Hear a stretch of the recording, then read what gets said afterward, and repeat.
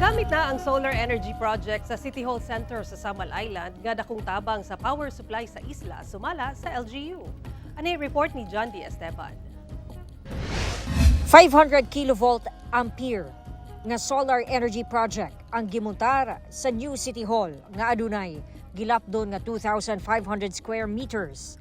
Ang mong proyekto nagkantidad og 50 million pesos. Gamiton kini aron mohatag og kuryente sa City Hall Center, lakip na ang City Hall Building, Igacos Police Station, terminal ug palengke. Maka-generate kini og 1,863 kilowatts matag adlaw.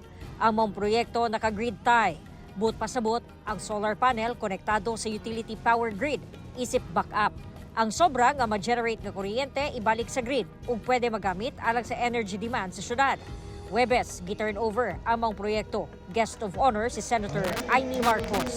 Nang hinaot ang LGU, nga unta dili na mavito ang balaod nun nga giduso sa Kongreso nga mamahimong ang Davao Light na ang electric provider sa isla tungod sa way klaro, matud pa o palong siga nga serbisyo sa kasamtangang electric provider sa isla.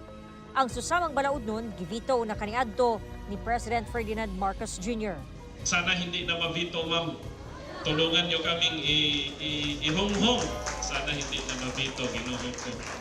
That is the very reason na nagpatulong tayo sa Greenergy for a solar power project in Samal para kahit papaano po makatulong. Especially na mahal po ang kuryente namin sa Samal. We're paying double than what is Davao City is paying. Dapat tuloy-tuloy para wala na tayong problema dyan sa mga sinasabing nasira yung submarine cable, nagtutuoraan yung mga cooperative, na veto pa si Davao Light, kung ano-ano na lang problema. At least with this solar energy project, we are finally self-sufficient. Kauban si Bebot Cajes sa kamera. John D. Esteban. 1 Mindanao.